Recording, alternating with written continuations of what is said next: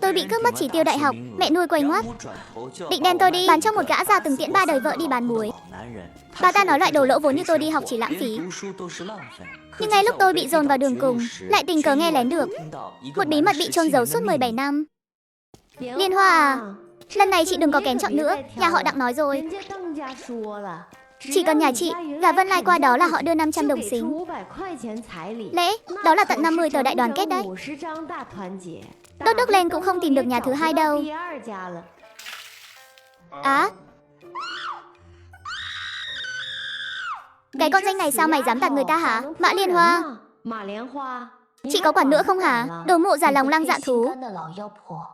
Bà ngậm miệng lại đi, gã già đó đã tác động vật lý khiến 3 đời vợ đang sốt rồi. Đây mà là làm mai làm mối gì chứ? Bà rõ ràng là xúi cha mẹ tôi bán tôi đi, máu cút ngay. Nếu không tôi sẽ cầm chổi to quét bà ra khỏi nhà đó. Cái con danh này thật không biết tốt xấu. Bà đây có lòng tốt tìm nhà chồng cho mày. Có ai đối xử với người lớn như mày không hả? Chị Vương, sao chị lại tới đây? Lần này là nhà tử tế chứ? Ái cha, sao lại bị rơi xuống sông thế này? Là do đứa con gái xinh đẹp như hoa của chị đấy. Nó dội cả thau nước rửa nổi lên người tôi rồi. Nhưng mà trên huyện có một gia đình sẵn sàng bỏ 500 đồng xính lễ để cưới con gái chị. Cái gì? 500 đồng? Tao không gả. Mày định đào chính hả? Bà đây nuôi mày lớn ngần này, cho mày đi học cấp 3. Đến cái chỉ tiêu đại học cũng để người ta cướp mất.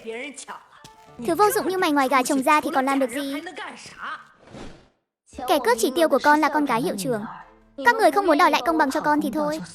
Giờ còn muốn bán con đi nữa. Trên đời có người mẹ nào như bà không? Hàng xóm nghe thấy tiếng liền kéo đến đứng ngoài cửa chỉ trỏ.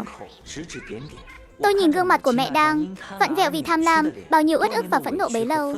Vào khoảnh khắc này hoàn toàn bùng nổ. Từ nhỏ đến lớn tao đã bị mày đánh bao nhiêu lần rồi. 3 tuổi đã phải nhóm bếp nấu cơm. Lúc tao học cấp 3, tiền trợ cấp 5 đồng của trường, mày lấy mất 3 đồng. Tao đã 10, 7 tuổi rồi mà mày còn chưa bao giờ mua cho tao nổi cái quần trong. Có phải tao là con nhặt về không?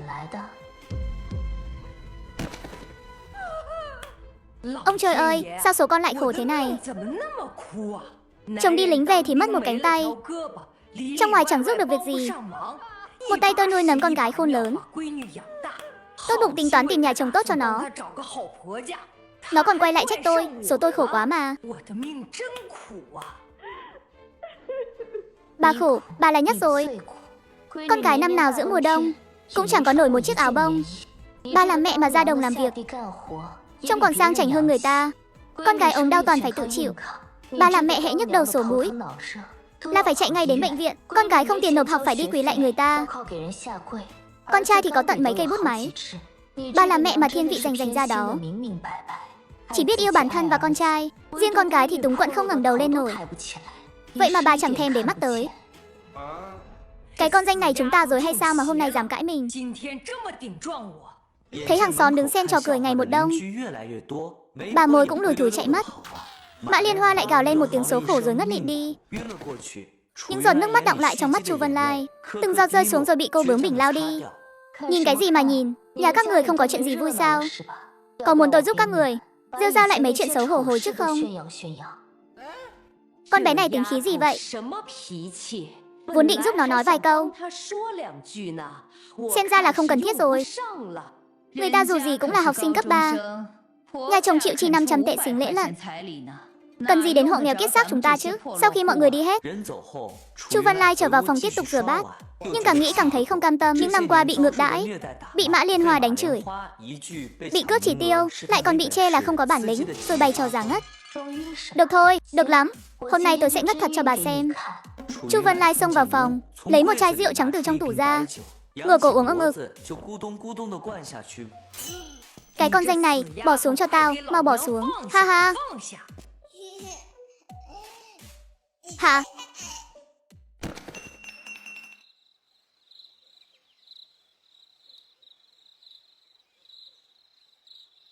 Không biết đã qua bao lâu, Chu Văn Lai bị cơn khát ở cổ họng làm cho tỉnh giấc. Phòng bên cạnh, gian phòng, lời đối thoại của cha mẹ như kim châm vào tai cô. Con nhỏ đó không có số bay lên cành cao làm phượng hoàng đâu. Nếu năm đó ông không bế nhầm, Đứa trẻ sao đến mức bị người ta bắt nạt thế này? Chu Văn Lai bỗng ngồi bật dậy, đôi mắt trợn trừng trong bóng tối. Câu nói đó cứ vang vọng mãi trong đầu cô. Năm đó không bế nhầm, hóa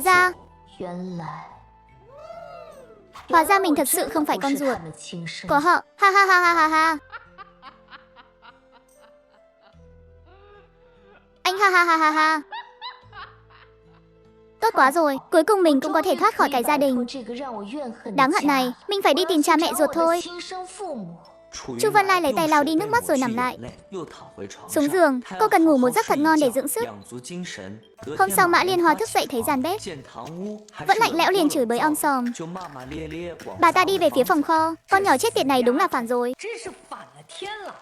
Hôm qua nó dám uống sạch chỗ rượu tao mua mừng thọ cho ông già. Uống hết rồi, tao còn chưa xử lý nó. Mặt trời lên đến mông rồi mà còn chưa dậy.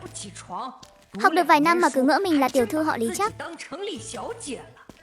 Mặt trời còn chưa ló dạng nữa. Sáng sớm bà đừng có chửi bới nữa. Bà mau ra thị trấn mua trái khác đi. Lát nữa tôi sẽ gọi Đại Ni dậy.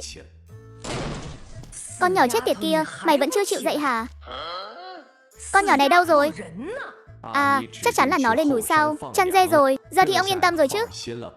Nó sợ tôi dùng đế giày quất cho nên mới thế. Mà sợ cũng vô ích thôi. Một chai rượu trắng tận 5-6 đồng đấy.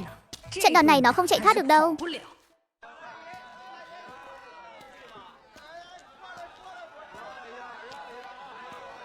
Ông ơi, con dê này là do cháu nuôi lớn. Cháu bán nó để gom tiền học đại học. Khó khăn lắm mới có cơ hội này. Nhưng cha mẹ cháu, họ hồ đồ quá. Ôi trời ơi. Con bé này, sao lại khóc rồi? Thi đỗ đại học chứng tỏ cháu giỏi giang lắm. Được giao dịch với sinh viên đại học lão cũng thấy vinh dự. Lão trả cháu 35 đồng. Cầm trong tay số tiền lớn 35 đồng. Tôi bước lên con đường trở về nhà. Đây là số tiền đầu tiên để tôi phản kháng lại số phận.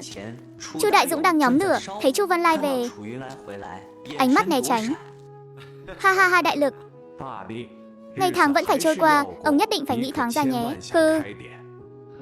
Bà mới là người nghĩ thoáng đấy. Con gái ruột của ông ở thành phố sống trong nhà lầu, ăn sung mặc sướng, có mẹ yêu có cha chiều. Ông tất nhiên là nghĩ thông rồi, Đại Dũng. Còn tôi thì sao? Đứa con hoang như tôi đã sống những ngày thế nào? Dậy sớm hơn gà, ngủ muộn hơn chó, ống đau thì tự mình gánh chịu. Vợ ông đối với tôi vừa đánh vừa chửi. Tôi sống có chút ra hồn người nào không? Ông mù à? Ông không thấy sao? Không phải như con nghĩ đâu. Lúc lên tàu mẹ con mới nói với bố là bế nhầm rồi. Tôi gọi ông một tiếng bố lần cuối cùng. Giờ nói cho tôi biết, bố mẹ ruột của tôi là ai? Tôi muốn về nhà của mình. Chu Đại Dũng nhìn ánh mắt quyết tuyệt của con gái, cảm thấy tội lỗi tột cùng. Đại Ni, bố chỉ biết tiểu đoàn trưởng, cũng họ Chu, tên là Chu Hòa Thịnh. Vợ là Đường Nguyệt Trân, quê ở thành phố tỉnh mình. Năm đó con và con gái nhà bố cùng chào đời, ở cùng một phòng bệnh, cùng một bác sĩ đỡ đẻ. Bố có lỗi với tiểu đoàn trưởng. Nếu không có sự quan tâm của ông ấy năm đó, một thằng nghèo ở quê như bố sao có thể được như bây giờ? Bố thật hồ đồ mà. Chu Văn Lai lạnh lùng nhìn Chu Đại Dũng, đang tự tát vào mặt mình. Những ân oán giữa đàn ông lại để một người vô tội như cô gánh chịu. Cô hận thấu xương, sẽ không bao giờ tha thứ cho Chu Đại Dũng hay Mã Liên Hoa. Chu Văn Lai thở hắt ra một hơi, trên mặt nở một nụ cười lạnh lẽo. Tôi đi đây. Tôi hy vọng đời này sẽ không bao giờ gặp lại ba người nhà các người nữa. Nhìn bóng lưng quyết tuyệt của Chu Văn Lai, Chu Đại Dũng vội vàng đứng dậy. Đại Ni, con không có tiền thì làm sao đi tìm tiểu đoàn trưởng? Tôi đã bán dê rồi. Cái gì? Con dê cái già nhà mình là tiền vay mượn để mua đấy. Con bán cả con dê cái và 6 con dê con rồi sao? Chu Đại Dũng không nhận được câu trả lời, vội vàng chạy một mạch lên núi sau. Thấy 6 con dê con đang ăn cỏ, ông ấy đếm đi đếm lại mấy lần, thấy chỉ thiếu mỗi con dê cái già mới yên tâm. Hi hi, Đại Ni trong lòng vẫn nhận người cha này nên mới để lại dê con.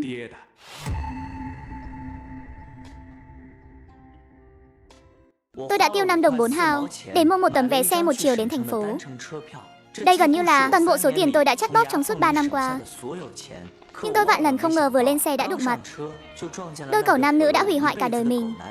Tôi tìm một chỗ ở hàng ghế đầu, Hàn Học ngồi xuống. Vân Lai, sao cô lại ở đây? Này Chu Văn Lai, Chí Kiệt đang hỏi cô đấy. Đều là bạn cùng lớp cả. Cô có thái độ gì vậy? Tiếng hét của cô ta khiến 80% người trong xe đều nhìn về phía tôi.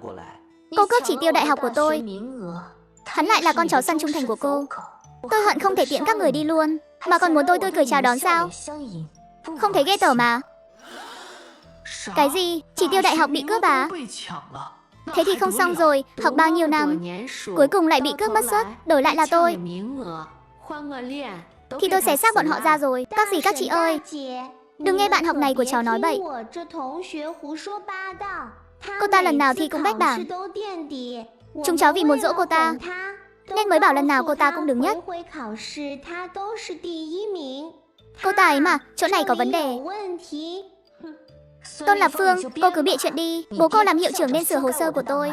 Lần nào thì cũng tráo đổi điểm của tôi với cô. Các người thất đức như vậy sẽ bị báo ứng thôi. Tôi hận bố cô không có kết cục tốt. Tôi nguyền rủa cô vừa xuống xe là bị va chạm rồi đăng xuất luôn. Chu Văn Lai, cô đủ rồi đấy. Nghe xem cô đang nói tiếng người đấy à? Chu Chí Kiệt, đồ con vật không bằng. Vì để nhà họ Tôn tài trợ cho anh đi học đại học mà anh cảnh báo tất cả bạn học không được giúp tôi. Lương tâm anh không đau sao? Sao anh không đi đăng xuất đi? Tôi nhìn thấy anh là muốn tác động vật lý cho bay màu luôn. Mọi người trên xe đều bị sự điên cuồng của tôi làm cho khiếp sợ. Một bà thím không nhịn được hét lên. Bác Tai ơi, con bé này hình như đầu óc có vấn đề. Thật đấy, đáng sợ quá. Đuổi nó xuống xe đi. Sợ đăng xuất thì cút xuống đi. Các người mua vé. Tôi cũng mua vé. Tôi xem ai dám làm tôi khó chịu nào. Không biết người tâm thần tác động người khác không phạm pháp à? Đồ mù chữ. Câu nói vừa thốt ra, đám người vừa nãy còn huyên náo lập tức im bặt. Chẳng phải chỉ là bị cướp mất chỉ tiêu thôi sao? Sang năm thi lại là được. Sao lại thành ra thế này rồi? Đứa nghèo kiết xác này lấy đâu ra tiền mua vé xe? Cô ta đến tỉnh làm gì? Xe chạy rồi.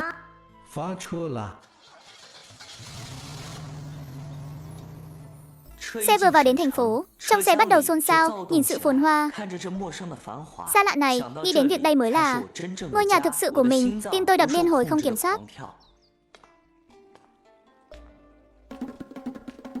Vân Lai, cô đến tỉnh làm gì thế? Chưa từng nghe cô nói nhà cô có người thân ở trên tỉnh. Tôi đến làm gì có liên quan gì đến các người không? Chu Vân Lai, cô đừng giả vờ nữa. Cô không lẽ lại nghĩ anh trai cô đến tỉnh là có thể thay đổi được gì sao? Tôi nói thật cho cô biết, vô ích thôi. Cô có kêu oan hay làm loạn cũng chẳng ai thèm quan tâm đâu. Tôn Lập Phương, giờ cô đang đắc ý lắm đúng không? Hả? Cô nghĩ là mình thắng rồi sao?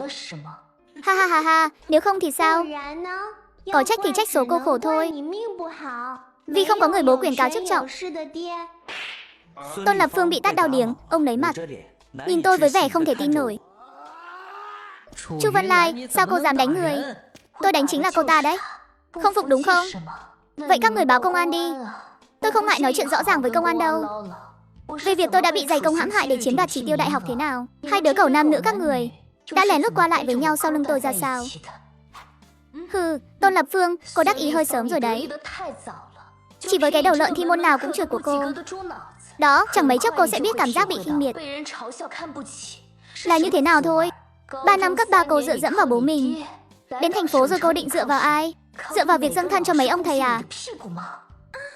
Những lời lẽ thô tục như vậy khiến người qua đường không ngừng ngoái nhìn.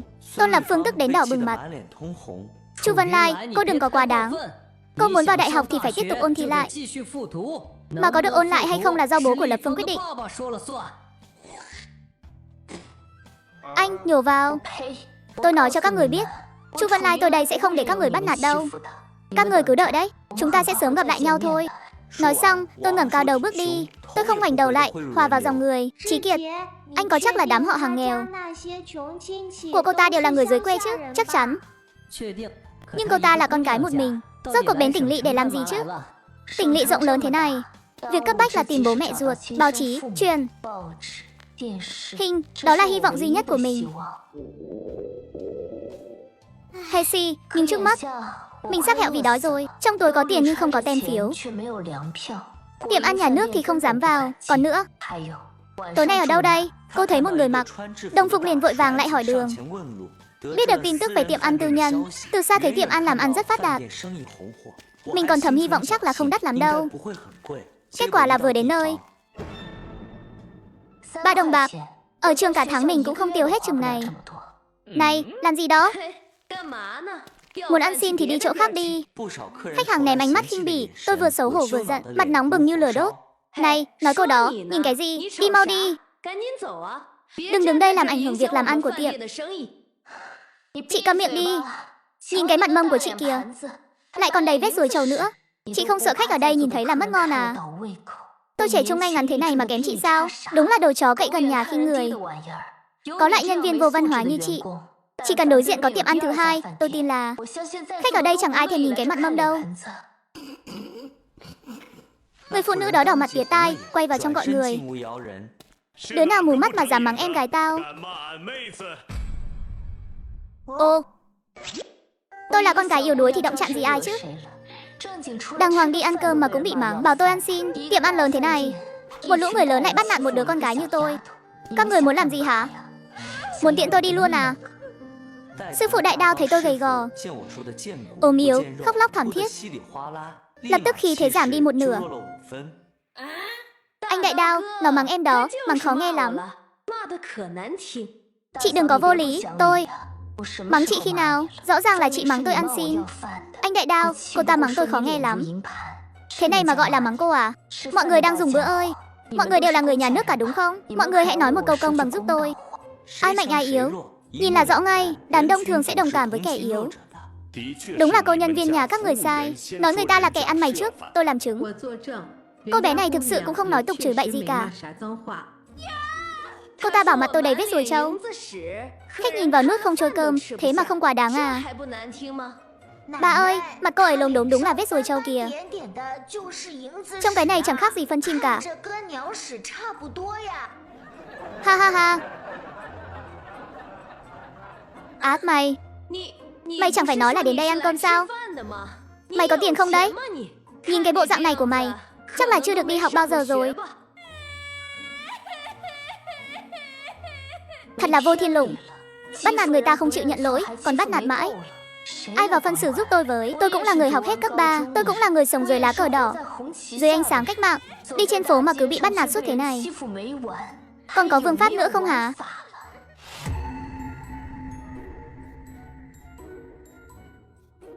Vào những năm 80, tôi bị coi như kẻ ăn mày, bị đuổi ra khỏi tiệm ăn nhà nước. Cái lường của cô nhân viên kia sắp lộn lên tận trời xanh, đến tận trần nhà luôn rồi. Cô ta không biết số tiền trong túi tôi, đủ cho cô ta làm việc nửa năm. Tôi quyết định dạy cho cô ta một bài học nhớ đời. Diễn kịch đến đây là đủ rồi, cứ làm loạn tiếp thì thành kẻ ăn quyền mất. Chu Văn Lai không còn khóc lóc, vẻ mặt lập tức bình tĩnh lại, từ từ lấy ra từ trong túi áo một tờ đại đoàn kết mới cứng. Tôi vốn dĩ là cầm tiền đến để ăn cơm. Bố mẹ tôi đều là giáo viên cả. Từ nhỏ họ đã dạy tôi không được trông mặt mà bắt hình dong. Người có tai chẳng bao giờ cần vẻ ngoài để phô trương. Tiểu phụ nhân nhìn thấy tiền thì mặt đơ ra. Tiếng bàn tán của thực khách cũng nhỏ dần đi. Ánh mắt đồng loạt đổ dồn vào, tập trung vào Chu Văn Lai. Bộ quần áo này trên người tôi, mỗi mảnh vá đều đến từ những người bạn học khác nhau để không quên tình bạn. Còn cô chẳng biết gì mà dám hạ thấp và sỉ nhục tôi. Đuổi tôi đi, có lẽ cô biết vài con chữ, nhưng thầy cô không dạy cô thế nào là phẩm hạnh. Cha mẹ cô cũng chẳng dạy cô cách làm người. Nói hay lắm, cô bé này giỏi thật đấy, tôi đã bảo mà. Nhìn ánh mắt cô bé này rất tinh anh, cử chỉ lại rất đoan trang, chắc chắn không phải gia đình bình thường dạy bảo được. Ha ha ha, tiểu đồng chí, hôm nay để cháu phải chịu ủy khuất rồi. Mọi chuyện đều là lỗi của nhân viên chúng tôi. Để tạ lỗi với cháu, bữa cơm hôm nay chúng tôi xin mời sẽ dùng những món ngon nhất đãi cháu. Tuyệt đối không để cháu tốn một xu nào. Chú ấy. Thế sao được, bố mẹ cháu bảo không công không hưởng lộc. Với lại nếu cháu thật sự không trả tiền, ngày mai cô ta lại rêu rao khắp cả thành phố là cháu đi ăn xin thì sao? Không đâu, chắc chắn sẽ không thế. Chú đảm bảo với tiểu đồng chí, tuyệt đối không xảy ra chuyện như cháu nói. Xin cháu hãy xem như chúng tôi thành tâm xin lỗi, mà nhận lấy chút tấm lòng này của chúng tôi. Cô bé ơi, cháu cứ đồng ý đi. Tay nghề của đại đao sư phụ rất khá đó. Đúng đó, nhìn cháu gầy thế này, ăn một bữa cho nguôi giận. Tiểu phụ nhân bị các sư phụ khác vừa kéo vừa lôi đi mất, gương mặt hiện rõ vẻ ấm ức vặn vẹo. Ha ha ha, cô bé, cháu học trường nào vậy? Chú à, không phải cháu không muốn nói, mà là bố mẹ cháu muốn cháu sống khiêm tốn.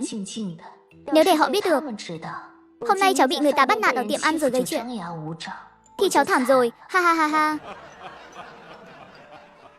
Đại đao sư phụ của Nhiên không lừa tôi.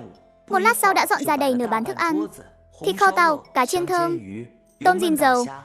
Có lẽ sợ tôi ăn không hết nên toàn dọn đĩa nhỏ. Ngón chân tôi sắp bấm nát cả đế giày rồi mới cố nhịn được cơn thèm chảy nước miếng, phát huy khả năng tự kiềm chế cực lớn mới có thể thong thả ăn từng miếng cơm một. Cuối cùng tôi ăn đến căng cả bụng. Lúc rời đi, một cô gái trẻ còn nhét cho tôi một gói giấy 11 măng. Ồ, bao nhiêu tiền không nói, còn có cả vụ bánh bao nữa. Cô, cái bị khí thế ban ngày của ông ấy dạ không dám nói nhiều. Cúi đầu đỏ mặt chạy mất. Cũng được, nhà tôi ở ngay gần đây. Tay nghề của đại đao sư phụ của thực rất cừ. Sau này tôi và gia đình sẽ thường xuyên ghé qua. Tôi sờ bụng đi một quãng xa, xác nhận không có ai đi theo. Lúc đó mới lập tức sải bước chạy về phía bến xe. Lúc này trời đã tối hẳn rồi. Này cô bé, bến xe hết chuyến rồi, mai quay lại đi. Tôi sắp khóa cửa đây, hi hi. Đại ca, anh cứ uống trà đi. Tôi đi vệ sinh cái, đợi anh uống xong chắc chắn là tôi sẽ ra ngay. Chà, tôi bảo cái con bé này chạy nhanh thật. Đại ca đứng ngoài nhà vệ sinh một lúc, thấy tôi mãi không ra liền nhíu mày quay về phòng trực. Tôi vểnh tai, nghe ngóng động tĩnh, đợi anh ta đi xa, lập tức khom lưng, chạy đến trước một chiếc ô tô sát tường rồi dựa vào tường, leo lên nóc xe. Gan tôi đúng là lớn thật, một thân một mình xông pha lên tỉnh. Chẳng bao lâu, tiếng Anh bảo vệ lo lắng truyền đến. Tiểu đồng chí, cô xong chưa? Đã nửa tiếng trôi qua rồi đấy.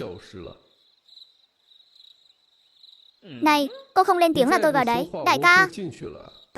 Cuối cùng vẫn bước vào nhà vệ sinh nữ, dùng đèn pin dọi một vòng. Người đâu rồi? Chẳng lẽ lúc nãy mình không chú ý, cô ấy đã đi rồi sao? Thôi bỏ đi, xe thì cô ta không lấy trộm được đâu. Ta làm.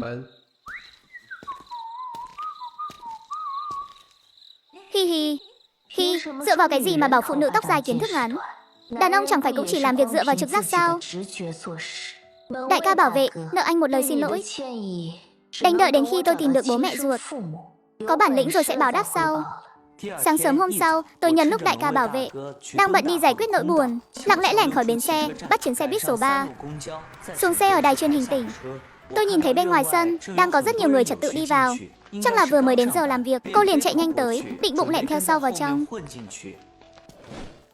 Không có giấy tờ không cho vào, muốn làm việc phải có giấy giới thiệu.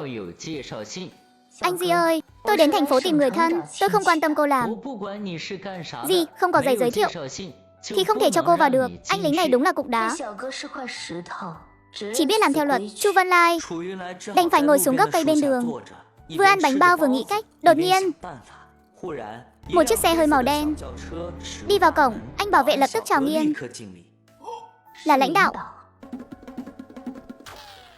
À, cô làm cái gì thế? Cửa xe hạ xuống, một người đàn ông trung niên mặt mày nghiêm nghị nhíu mày nhìn cô. Thưa lãnh đạo, tôi tên Chu Vân Lai, nhà tôi ở huyện Hoài. Tôi đến thành phố để tìm lại cha mẹ ruột. Lúc tôi sinh ra đã bị bế nhầm. Cha ruột của tôi tên Chu Hòa Thịnh, 17 năm trước ông ấy đã là tiểu đoàn trưởng rồi. Thưa đại trưởng, cô ấy không có giấy giới thiệu. Tiểu đồng chí, không có giấy giới thiệu thì chúng tôi không thể xác minh danh tính của cháu. Cháu cứ về xin giấy giới thiệu rồi hãy quay lại nhé. Đại trưởng, những gì cháu nói đều là thật mà đại trưởng.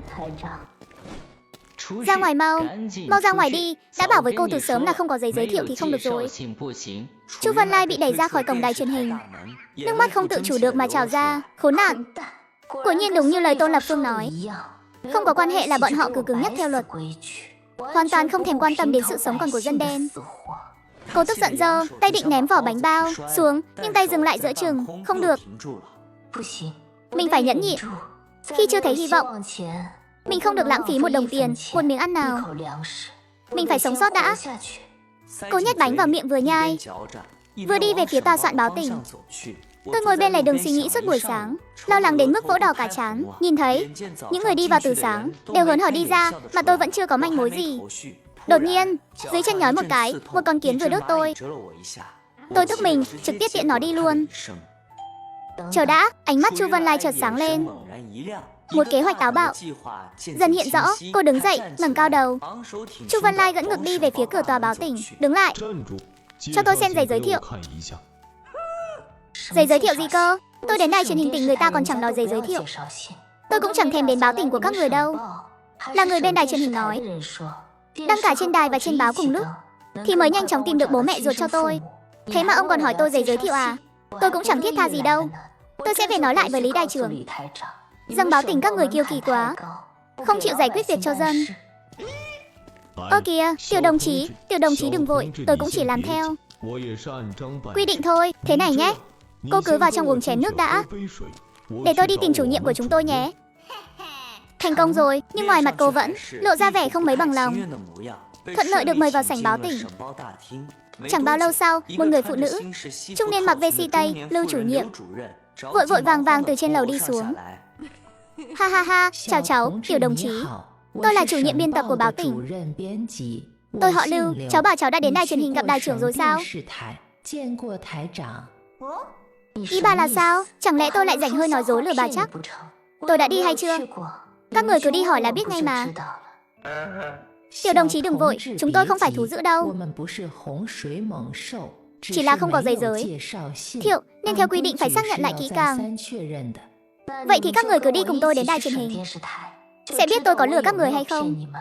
Lưu chủ nhiệm thấy cô ăn nói rõ ràng, cả tính cũng không vừa nên không dám đắc tội, liền gọi ngay một nữ biên tập viên. Cả ba người cùng đi đến đài truyền hình tỉnh. Ha ha ha, Lưu chủ nhiệm, chúng tôi đến là muốn giúp đỡ tiểu đồng chí này.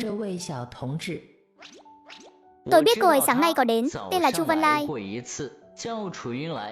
muốn nhờ đài trưởng giúp tìm bố mẹ ruột. Lưu chủ nhiệm nghe đúng là sự thật, trong lòng bấy giờ mới yên tâm.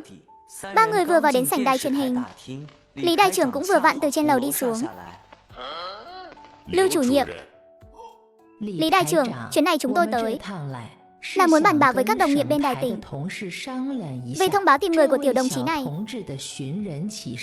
nên viết thế nào và đưa tin ra sao. Lý đại trưởng nhìn sang Lưu chủ nhiệm, rồi lại nhìn Chu Văn Lai đứng sau lưng bà ấy, vẻ mặt không chút cảm xúc. Cô ta không có giấy giới thiệu mà. Cái gì? Chúng ta bị cô ta xỏ mũi rồi.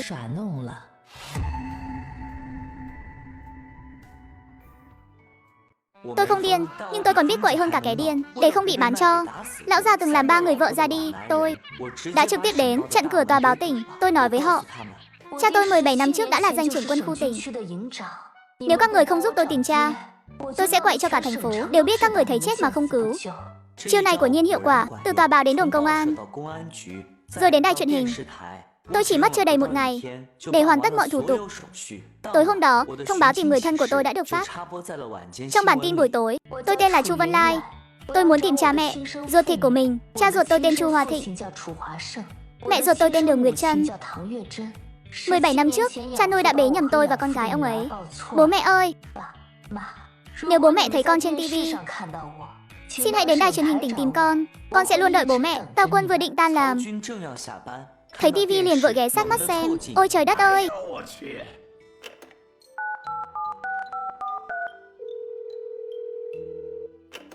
Kiến Thành, mau bật TV lên. Em gái cậu, Phi. Trên TV có cô bé tự xưng là em gái cậu. Nói đúng tên của bố mẹ cậu luôn rồi. Chu Kiến Thành nhận điện thoại, vẻ mặt biến sắc, lập tức bật chiếc TV nhỏ trong văn phòng. Xem xong TV, anh trai tôi nhanh chóng gọi điện cho bố. Bố à, năm đó khi bố làm danh trưởng, bố có quen ai tên Chu Đại Dũng không? Con hỏi chuyện này làm gì? Bố, mau xem TV đi. Chu Hoa Thịnh cúp điện thoại, vội vàng bật TV lên. Trên màn hình TV chính là gương mặt của Chu Văn Lai. Cha nuôi của con tên là Chu Đại Dũng, mẹ nuôi tên Mã Liên Hoa. Một người phụ nữ mặc lễ phục, khí chất quý phái đầy cửa bước vào, chính là Đường Nguyệt Trân. Bà thấy chồng mình, ánh mắt và thần thái trầm mặc phức tạp hiện lên trên màn hình. Hoa Thịnh, con bé vẫn tìm đến rồi. Phải, Không chỉ tìm đến mà còn gây ra náo động lớn như vậy. Đường Nguyệt. Trần nhìn cô gái trên màn hình có 7 phần giống mình, nhưng gầy gò đến mức khiến người ta đau lòng. Vành mắt bà lập tức đỏ hoe. Hoa Thịnh, chúng ta đi đón con bé. Bố vợ của Lý Đại trưởng là cấp trên của tôi. Chỉ tiêu diễn tập lần này vẫn chưa quyết định. Tuyệt đối không được để nhà họ Trình đón người trước. Rồi lại nắm thóp của tôi. Vậy còn Linh Linh thì sao? Linh Linh dĩ nhiên vẫn là con gái của chúng ta. Bây giờ đi luôn sao? Không kịp nữa rồi. Nhà họ Trình chắc chắn cũng nhận được tin rồi. Đi thôi. Lúc này tôi đang nằm trên giường trong nhà trọ, để mấy sợi tóc rụng của mình. Trong lòng thầm tính xem ngày mai và tai nạn cái nào đến trước. Anh, đến nhanh vậy sao? Ai thế? Đồng chí Chu. Tôi đến để đón cô về nhà. Tôi lập tức mừng rỡ, vội vàng xuống giường. Tay vừa chạm vào nắm cửa lại đột ngột rụt lại. Tôi quay người lao vào nhà vệ sinh. Đối diện với gương nhanh chóng vuốt lại quần áo cho phẳng, lại dùng tay dính chút nước, vuốt phẳng mấy sợi tóc con đang dựng ngược trên đầu. Anh là ai? Người đàn ông đứng trước mặt, tầm ngoài 20 tuổi, mặc cảnh phục, trông cũng bảnh bao đấy, nhưng đôi mắt phượng đó nhìn qua là biết không cùng một nhà với đôi mắt hai mí của tôi rồi. Anh không phải họ Chu đúng không? Làm quen chút nhé. Tôi tên Trình Kiêu. Nhà tôi ở cùng khu tập thể với nhà bác Chu. Chu Văn Lai liếc nhìn một cái. Anh ta đưa tay ra nhưng tôi hoàn toàn không định bắt lấy. Nghĩa là anh không phải do bố mẹ tôi mời đến. Anh có mục đích gì đây? Sao cô biết tôi không phải? Hừ, anh chắc chắn không phải. Để có được lòng tin của tôi, lẽ ra anh nên nói rõ là ai bảo anh đến, và giải thích tại sao người đó không đến được. Sau đó mới bắt quàng làm họ. Cô bé này cũng hiểu chuyện đấy chứ. Tôi không mời mà tới, nhưng điều này chứng tỏ cha mẹ và ba anh trai của cô đều không quan tâm cô bằng. Ông anh khu tập thể này đâu? Đi theo tôi nào. Cô không muốn sớm về nhà sao? Trông anh cũng ra dáng con người đấy. Vậy mà toàn làm những trò tiểu nhân chia rẽ. Tôi mà tin anh thì đúng là kẻ ngốc. Nói xong, Chu Văn Lai định đóng cửa lại. Cô em này, một mép lanh lợi quá, là dễ đắc tội người khác lắm đấy. Nhất là cha cô chẳng có gia thế gì chống lưng, gặp ai cũng phải nhún nhường 3 phần. Chắc chắn ông ấy không muốn đón về một đứa con cái nông thôn đầy gai góc, chỉ biết gây chuyện. Vậy thì không phiền anh lo lắng. Anh còn không đi, coi chừng tôi nhổ nước bọt vào mặt đấy. Ha ha ha, vậy thế này đi, chúng ta đánh cược. Nếu tôi thắng, cô phải nhận tôi là anh trai. Biến lẹ đi. Nói cho cô một bí mật. Chu Linh, kẻ đã cướp mất cuộc đời cô, vị hôn phu của cô ta lai lịch không tầm thường đâu. Anh ta cố ý nói nửa chừng rồi thôi. Tôi nhìn chằm chằm anh ta. Nhà họ Trình các anh di truyền thói vô liêm sỉ à? Cực kỳ cực, anh nói đi. Trình Kiêu đẩy cửa bước thẳng vào. Anh ta ngồi lên giường như một ông tướng. Ai cho anh vào đây? Rốt cuộc cái gì thì nói mau. Đợi lát nữa bác Chu đến đón, cô hãy hỏi ông ấy là xem tivi hay xem báo mà biết chuyện. Có gì khác biệt sao?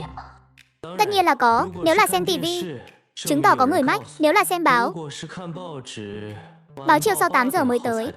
Người có khả năng xem tivi sớm nhất là mẹ cô, bác Đường. Nếu bác ấy đi cùng cha cô, thì chứng tỏ vị trí của cô trong lòng bác ấy không quan trọng bằng quyết định của chồng.